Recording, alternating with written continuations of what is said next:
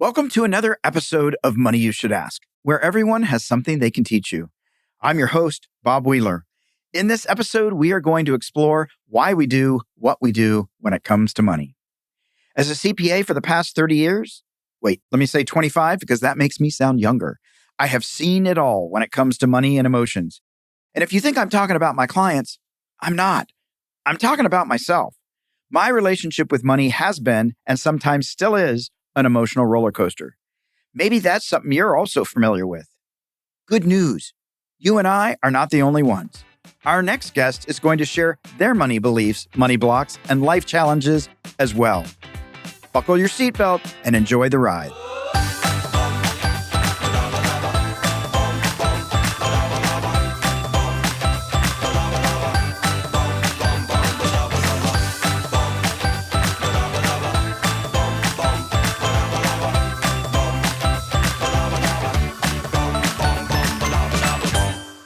Well, I'm so excited today. Our next guest is Rachael Burns.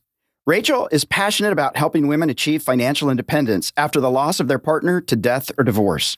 She is the founder of True Worth Financial Planning, which offers fee-only planning, divorce financial analysis, and investment management tailored to the unique needs of newly single women. Prior to founding True Worth, Rachael spent 12 years advising affluent families under the top wealth management firms. She is a certified financial planner and certified divorce financial analyst. She has an MBA and a master's in personal financial planning. Rachael says her specialty lies at the intersection of grief and finance. Rachael, I want to start off with that. Welcome to the show, but I want to start off with that because that can be a really harsh intersection. Absolutely. And thank you for having me on the show, by the way. But yeah, that intersection of grief and finance is something that you don't really think about. And then when you're in it, you're like, oh my gosh, this is really bizarre and terrifying.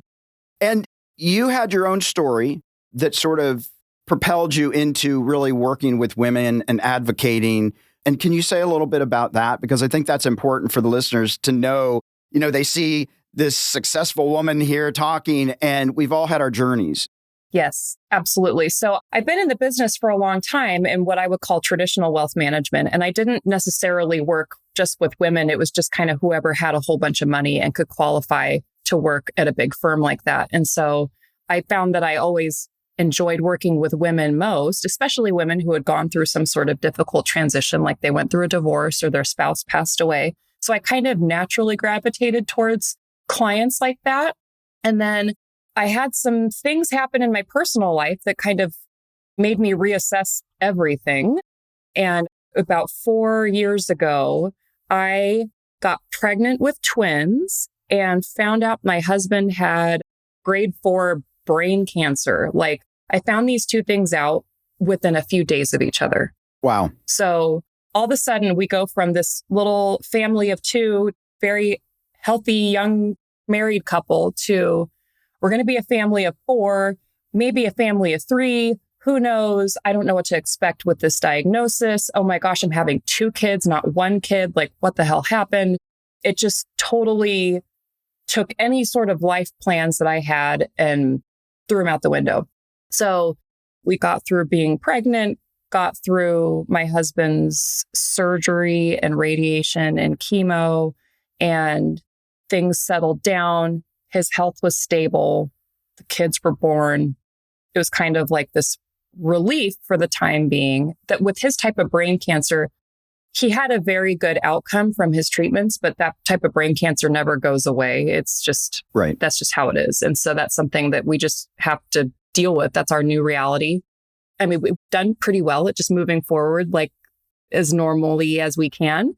But going through that experience was terrifying in a lot of different ways, as you can imagine. But what I felt after going through that, I was like, what if I wasn't a financial advisor? And what if I had no knowledge of how to manage finances? And what if we didn't have life insurance and disability insurance and a trust and a will and all these estate planning documents? Like, what if we didn't have all these things? Because I would say that we're outliers. We had done all of this preparation and had all this insurance, which is a little bit unusual for a couple our age. Right. But because of my work, I'm kind of like obsessed with preparing financially for stuff.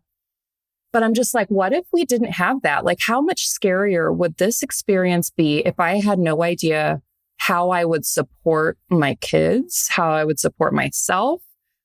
That would just take the fear, and that would just be so unmanageable. And so I felt like even though we had this extraordinary misfortune of this diagnosis, I felt fortunate at the same time. I was like, we could be in a much worse situation. My husband has a job where they were so extremely accommodating, and my job was ridiculously supportive during that time. And we didn't have to struggle financially. We didn't have to struggle with anything extra. I mean, we had to struggle with the normal, the stuff that you would expect with that type of health issue. But like, other than that, we didn't have to worry about a lot of those things. And I felt like that's something that not many people have. That's something that we were really fortunate in having. And I want to be able to help other people who are not necessarily in that exact situation, because that's kind of a bizarre situation, but people who are going through something difficult, who are not entirely comfortable with their finances, and just helping them get through that transitional time, get them on track so that they don't have to worry about the financial piece and they can focus on the stuff that's really important, like their families and their health and their life going forward.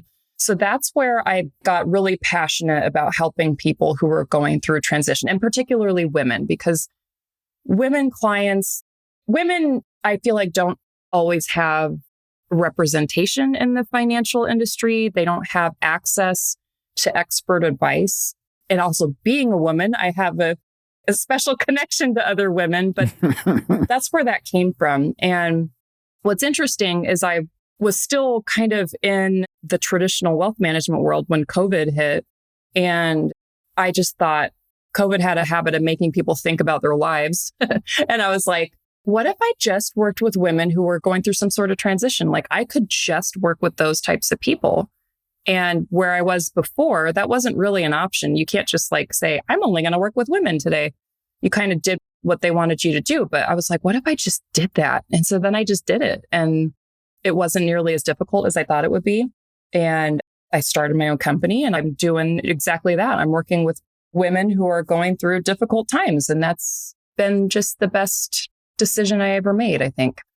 That's awesome. And I wonder if you can speak to the listeners about, a lot of people, men and women, will say, life insurance policy, I got to pay the rent. Oh, I'll start putting away 10% tomorrow.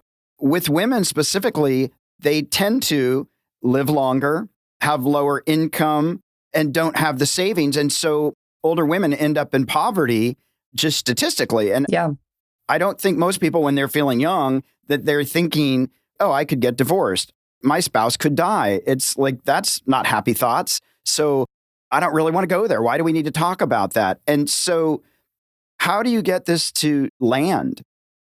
I totally understand the discomfort with the topic, because planning for the unexpected is just kind of yucky feeling. No one wants to think about that. And not everyone has this obsessive need to prepare like I do. Like, I don't expect people to be like, well, don't you just worry all night about like what happens if your spouse dies? Those aren't like super normal thoughts to have. So right. I don't expect anyone to do that. But I also think you have things in your life that are important to you. And you want to protect those things, whether they're family members or whether it's your lifestyle or whatever. Like, you have things that you can't afford to lose and you need to protect. And I think once you have your basic needs covered, you need to pay rent and you need to eat food and you need to wear clothes and you need to do some basic stuff. And right. You need to focus on that. And I'm not saying, okay, you need to go get a term life insurance policy, even though you literally can't feed your family. That's not my advice at all. But once you get the basic needs taken care of and you're ready to kind of start tackling the next level of needs, I think you need to start protecting those things that are important to you. And I know no one wants to think about this, but the odds of something bad happening to you at some point in your life are 100%.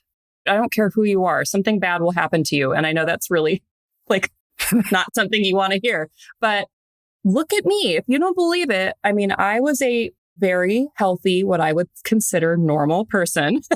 Right. And so is my husband. And our world got turned upside down in a matter of a few days. And it's never been the same. And like, you can't expect these things. And it wasn't just my husband, by the way. Like, I had massive complications after my twins were born that I wasn't sure what my health situation was going to be long term. It was really scary for a little bit. So like, none of us are immune from these unexpected events. And I'm not saying you need to sit down, need to think about every possible bad thing that could happen in the world, because that's not productive either. But you need to think about the major things. If you're married, what if your spouse isn't around for whatever reason? The odds of that happening aren't that ridiculously low. I mean, you do need to think about these things, especially if you have kids or if you have anyone who's dependent on you. You just need to think about what would happen in that case and what small steps can I take now to prevent some massive, horrible thing happening. And maybe you can't prevent the bad thing from happening, but you can prevent that bad thing from like destroying your finances. Yeah. And so that's just something you got to think about. And if you feel like, oh, well, I'll do it tomorrow, maybe you need an accountability partner, whether that's a friend or a family member or a financial advisor. But for my clients, I will just annoy them relentlessly until they prove to me that they've gotten their estate planning documents done. Like, I'm like, Did you do it? Did you do it? And I annoy them because they pay me to annoy them. Like, I wouldn't do that if they want that. But if you have trouble following through, tell someone you're going to do it and have them annoy you until you do it. That's like a good trick, I would say. Absolutely. Absolutely. And what would you say to women? You do divorce analysis. And so here I am, I'm contemplating divorce. And now I've got to, maybe if it feels like that's a path, maybe there's some things I need to do to protect myself. Mm-hmm. Maybe I need to open a separate bank account. Maybe I need to make sure I've got established credit. Or maybe I do nothing. But it seems to me that if I'm going to go down that path, there may be some things that I want to be aware of so that I can sort of plan so that the landing isn't so harsh. Yes. So anyone who's considering going through a divorce, that's going to be a stressful emotional process. And to just jump into it without thinking about any of the financial ramifications, you're going to make it more stressful than it needs to be. And you could put yourself in a position where you could be financially harmed. So you really do need to think about a few things before if you're the one that's considering it, you do need to think of a few things. And there are some things that you can do to prepare. And just like you said, having your own account is a good thing. You don't want to start taking money out of joint accounts and stuffing it into yours. Like, that's asking for trouble. But you want to have an account that's in your name. You want to have a credit card that's in your name. You want to look at your own personal credit, because if you've been married for a long time, maybe things have been in your spouse's name. Some people have no idea what their credit looks like until they look at it and they're like, oh my gosh. So just getting an idea what your credit looks like in case you need to borrow money at some point when you go out on your own. And then also just looking at your expenses in detail.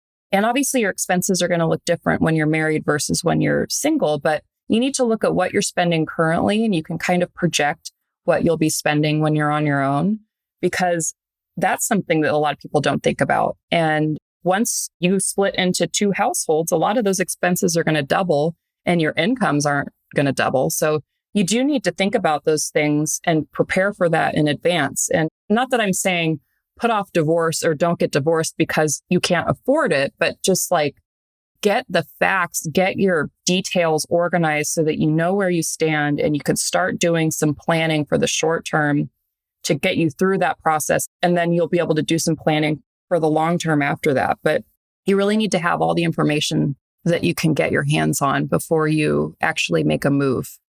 Yeah, it's interesting. I've had a lot of clients probably in the last 5 years where they've decided to go their separate ways, but they stay in the same household, or each one takes a wing of the house, or each takes a bedroom, but that they've actually realized for them, financially, it would be really incredibly difficult for a complete separation. And so they just do it over a period of time, knowing that, okay, this is the end goal, but we're going to do it so that we both don't harm each other or ourselves financially. Yeah, I've run into that too, which it seems like, oh, that doesn't sound like fun, like living with your ex under the same roof. But some people do it. for some people, it makes sense. And some people have the type of relationship where they can do that. And maybe they have kids. And I mean, that you figure out what you need to do and you do it. And sometimes you have to do things that aren't totally pleasant, but you know that there's an end in sight. So hopefully you aren't going to be forced to live with your ex that if you can't stand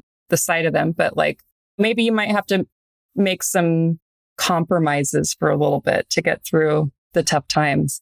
Yeah, for the bigger picture. So let me ask you this. You worked with a lot of affluent families for 12 years. What are some of the things that you observed in working with those families that might be helpful to the listeners?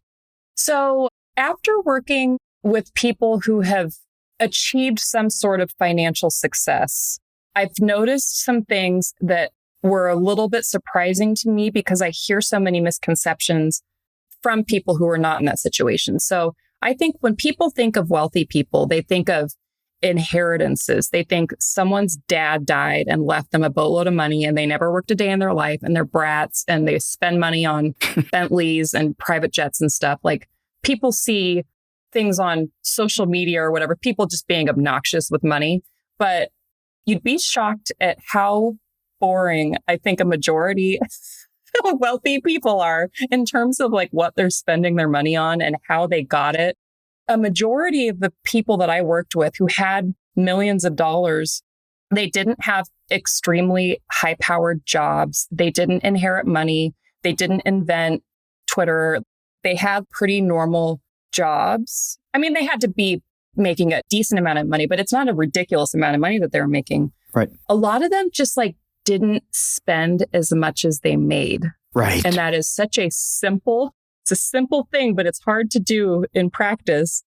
They just saved money. Yeah. And if you do it for long enough, that grows a lot. And if you invest that money, it grows even more.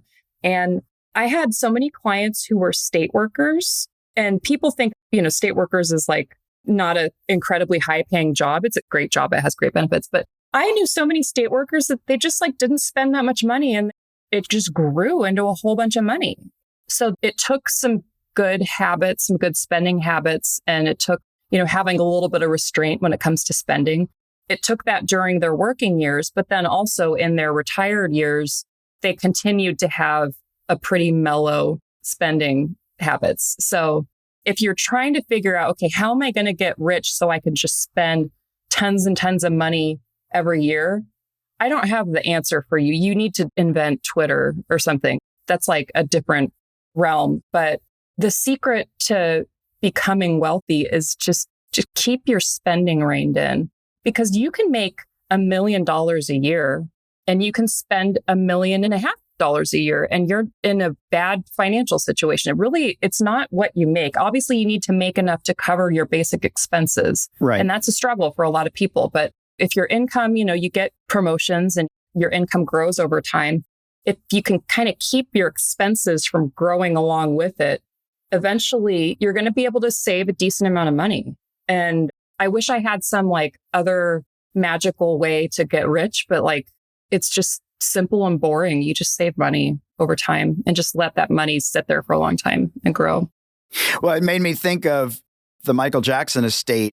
There was so much debt when Michael Jackson passed because he was spending apparently just voraciously. Did you see all the dumb stuff in his house? He had the dumbest stuff. Oh my goodness. The statues. I'm just like, oh my God. Gotta have it. 100,000, 200. Yeah. And when he passed, the estate, the money filled up quickly because he was spending more than he was making, and he was making a lot. Yeah. And I think to me, it plays into this delayed gratification. Savings and delayed gratification to me go hand in hand, because if I have to have that statue, if I have to take the trip now, can I wait 6 months? Could I just hold on to the money for a little bit longer? And I'm wondering if you come up against this. I find with some of my clients, they're comfortable with $5,000 in their bank account or $20,000 in their bank account. And when it goes over, I got to spend to get right back to my comfort level, instead of saying, oh, wait, let me get it out of my sight so that I can pretend I'm at my comfort level. And we self-sabotage because, oh, I can't have that much money. What will people think? Yeah. Or something like that. Yeah. I know plenty of people who, as soon as they get a little bit of extra money, it's just burning a hole in their pocket. and they think, oh, well, this is like free money. So I get to spend it on something really silly because it doesn't really count because it's like extra than what I was expecting. But it's like all money is worth the same.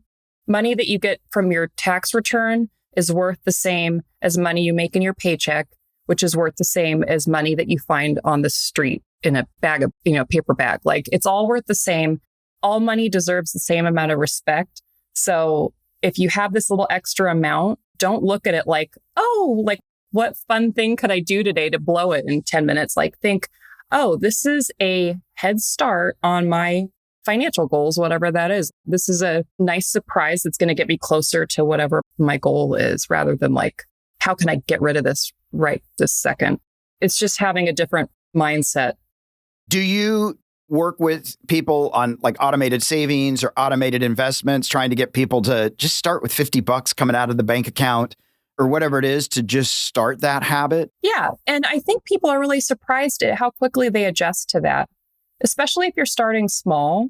Like you don't have to do anything ridiculous. I'm not going to tell you need to save $10,000 a year or whatever. Like if you start small, you just kind of forget that you had that money and you kind of adjust your spending naturally around it. Yeah. Because think about how easy it is to naturally adjust your spending when you get more money. You just spend it. You don't even like feel the extra money that you're making because it's just like you just spend it. But it's similar to when you start hiding a little bit of money from yourself. You just kind of forget that it existed.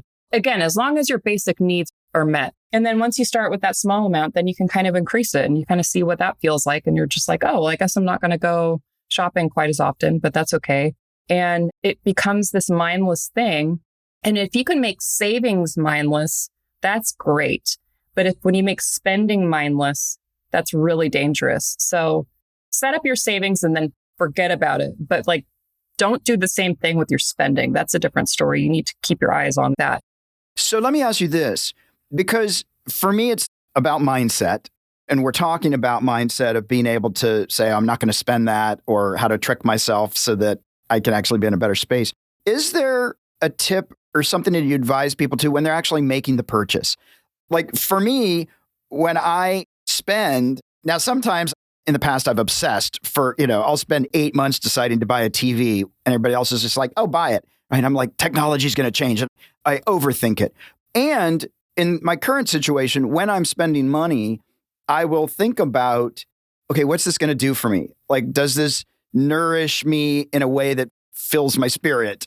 Or is it in a way that it's something very practical that plans for the future?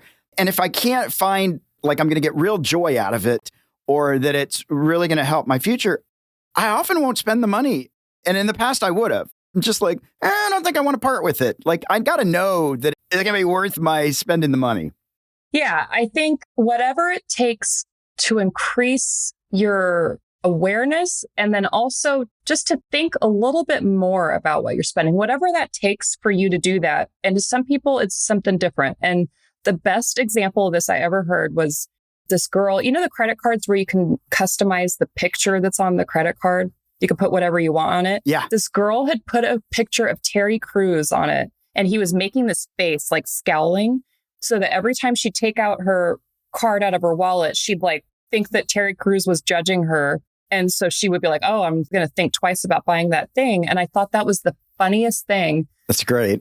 But whatever it takes to make you think twice. And some people will have alerts that they set up on their credit card so that any purchase over a certain dollar amount will send a text to their phone, so that things that you have set up on subscriptions and kind of autopilot, it like reminds you of those things just so that you're a little bit more aware.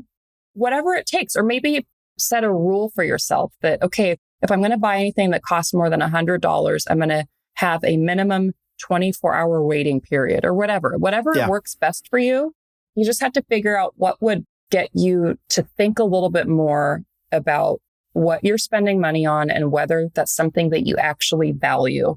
It's just trying to get your spending aligned with your values. Yeah. Because the point isn't to not spend money. I'm not going to say don't spend money. It's just spend money on things that are important to you, that are valuable to you. And then don't waste money on other stuff that you don't actually care about. Yeah, I think it's so important. And for me, knowing what's important to me means setting goals, figuring out what is important to me, writing it out, setting a budget, setting timetables so that when I'm spending, I can ask myself, is this in alignment with what I say my vision is? And then it gives me pause if I'm not actually working towards these goals that I say that I want. Absolutely.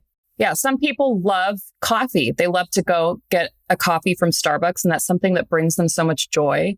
And you hear so much advice like, just don't buy Starbucks and then you'll be fine. Like that's such an oversimplification. But if you're someone who loves coffee, go get your Starbucks. Right. And don't feel bad about it. But if you're also someone who doesn't care about having takeout food, if that's not like a joyful experience, because it's by the time you get it home, it's cold and it's in a plastic container or whatever. If that's not something that brings you joy, but you just kind of do it because you're tired, you're lazy, it's like spend the money on the coffee, but then go grocery shopping and have some things on hand to where you can quickly make dinner so that you're not wasting money on something that you don't really care about. Yeah, absolutely. Prioritize financial priorities. Yes. And life priorities. Yes. It's definitely doable. We are at our Fast Five, Rachel. And Fast Five is brought to you by Cube Money, which is a cash envelope system made easy. Real-time financial awareness without the hassle of tracking expenses and carrying cash. For more information, click on the link in the show notes. Now, have you ever done the envelope system? I have not. That's where you you've got $1,000 and 500 goes for rent, 200 goes for food or whatever it is. Yeah, I'm familiar with it. And I've known a lot of people that have done it. I personally have not done it, but I love the concept. It's a great way, just even if you do it for 6 months or even a month, it's a great way to start to realize, oh, when I rob from the rent money, I can't pay the rent. It has to come from somewhere. It has to come from somewhere. It's getting taken away from something else. Yeah, absolutely. Yeah. All right. Well, I'm going to hit you up with these Fast Five. So let's have a little bit of fun. What's the worst financial advice you've ever been given? Not to pick on my dad, but he said one time he told me I was going to buy a car, and he's like, well, you're going to spend so much time in your car. So like, get a car, get a really nice one, because you're going to spend so much time in it. Like, just spend some extra money and get a really nice one. That's not even that bad of advice, but I don't know. That stuck in my head. And then I had this car that was really, really nice. It was a very nice car, but it was not super necessary. And it got to the point later where I had some changes that I want to make with my job, but I had this car payment. It wasn't the greatest advice in the long run. I don't really agree with that. It didn't serve you. No. Don't tell my dad I said that. I won't say a word. I won't call him. I promise. Although he's my next call. What do you secretly spend money on that people don't know about? I like wine. I don't have that many vices, like financial vices, just because my husband really keeps me in line. He's like really he's like worse than Terry Crews. If I had his picture on my credit card, I'd never spend money. But I like to go to the grocery store. I'm like, oh, that wine looks really nice. Or it's really like dumb stuff like that. Just wine and groceries that I don't necessarily need. Yeah, that's why they put them up front. That's why they put them up front. They tempt you. They do. What is your financial superpower? I could see the future. Nice. So, because I've worked with so many people at different stages in their life, I know if you're going to keep doing this, this is what that looks like in the long run, because I've seen it. I mean, you see it over and over and over again. You can pick up patterns. So when I see what someone's doing now, or when I look at what I'm doing now, I feel like I can see into the future. I know what that's going to look like in 20 or 30 years. That's my superpower. That's awesome. If you had the ability to travel back in time and change one financial decision you made in the past, what would it be? I would have started investing when I was a year old. Yeah. Instead of toys, I would have said, no, please make deposits into this investing account, and just forgone presents for the rest of my life. No, I don't know. Well, some presents, not the one. I don't know.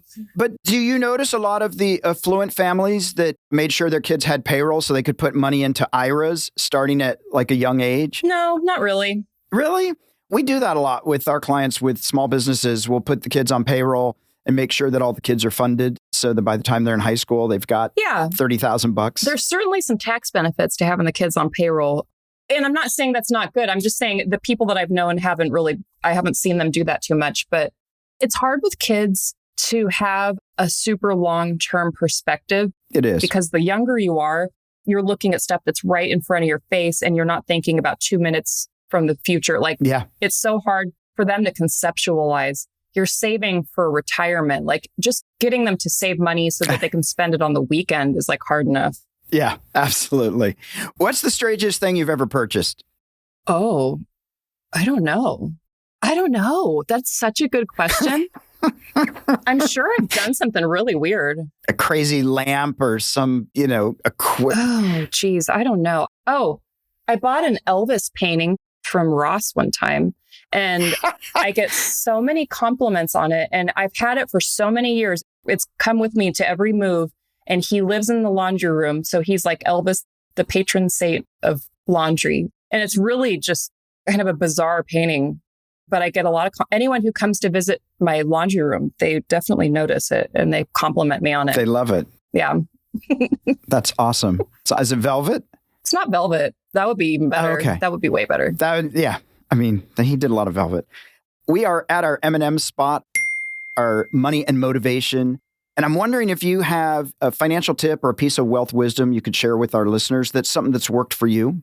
So the best way that I have increased my knowledge about finances or about whatever topic I'm interested in, I don't try to sit down and learn something giant at one time. I take it in little pieces at a time. And the best way that I've done that, and I'm not just saying this to kiss your ass, but I think listening to financial podcasts is the best way that you can learn. You can pick up these pieces of information and all it takes. I mean, everyone's in the car for 20 minutes at some point during the week and you find some good podcasts like this one, for example, but it's not taking up any of your time. You can listen to it when you're doing other things.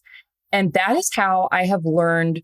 I have learned more in the past couple of years since I've started listening to podcasts than I learned from going to college for however many years it took me to get through college. But that's the best way to take a big topic that seems kind of scary to you, make it approachable by just taking a little bit at a time, listen to a couple little podcasts here and there, and you're going to learn so much quicker than you ever would have imagined. Yeah, I think that's so spot on because there are podcasts that will just tell you what a stock is, or they'll just tell you what compound interest is, like basic things where you might feel like, well, that's a stupid question, but people are talking about it. And for me, just having these conversations about money is just getting it out in the open so that maybe there's a better way or somebody has a great suggestion or automated savings, something like that. And oh, I could do that. That's a great takeaway. Yeah. And there's a podcast for everyone. If you want someone who is similar to you, they have like finances for women or whatever. Or maybe if you want someone funny, like you listen to this one and it's just whatever you're into, you can find a podcast that's made for you. And so if you haven't found the right one, ask your friends for some recommendations. There's some awesome podcasts out there. Yeah, absolutely. Well, Rachael, this has been a lot of fun and it's been really insightful. And for me, and why I was excited having you on is I like the fact that you've made this decision to advocate for women. And you've really narrowed specifically the women that you want to help. And it's not about like, well, maybe it's being practical and planning. Like 100% something bad will happen in our lives, right? It's just a matter of when. Doesn't mean we have to worry every night and be anxious, right? Still live and get on and prepare for the inevitable that something may come along. And if it doesn't, fantastic. But if you prepare, if you get that term life insurance, if you start putting away some savings and don't spend that little extra money that comes in as it doesn't count, right? That if we start to actually be really intentional and focused, it doesn't mean we have to give up fun. It doesn't mean we can't go secretly buy a couple of bottles of wine at the last minute at the grocery store. It just means that we're probably going to be in a much better place financially and emotionally because we won't have so much anxiety because we've sort of planned and we're prepared. And so I love that it's not about shaming. It's not about anybody doing it wrong. Have your cup of coffee, like find what feeds you. Just be real intentional and conscious about it. Absolutely. Well, that is great. Where can people find you online and in social media? So you can visit my website. It's trueworthfp.com. F is in financial, P is in planning. So trueworthfp.com. There's information about my services. And there's also links where you can book a free strategy session with me. And I love talking to anyone. And so you get a free half hour with me. Even if it's not a good fit, I'm totally happy to send people away with some nugget of wisdom or some tips or some referrals to some other thing or whatever. Like, you will get something out of talking to me, even if you don't want to work with me. I won't force you to work with me. But I would say go there, take advantage of that. Absolutely. And then a really good way to keep in touch with me is on social media. I'm on Instagram. I'm fairly active on Instagram. So it's at TrueWorthFP. I'm on LinkedIn too. It's under my name, Rachael V. Burns. But I would say Instagram, I'm always putting stuff all over there. So that's a good place to come chat with me. Awesome. Well, we'll make sure we put all that up and we'll get people to come and chat and give you a call. Rachael, it's been such a pleasure. Thank you so much for taking the time and sharing your journey and your wisdom. Thank you so much, Bob. It was great being on the show.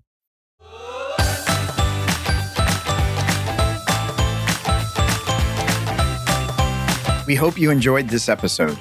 Did you learn something new about your relationship to money today? Maybe you have a friend who has some financial blocks or beliefs that are holding them back. Please share this podcast so they too can get off the roller coaster ride of financial fears and journey towards financial freedom. To learn how to have a healthy relationship with money, visit themoneynerve.com. That's nerve, not nerd. We'll be back next week with another perspective on money and the emotions that bind us.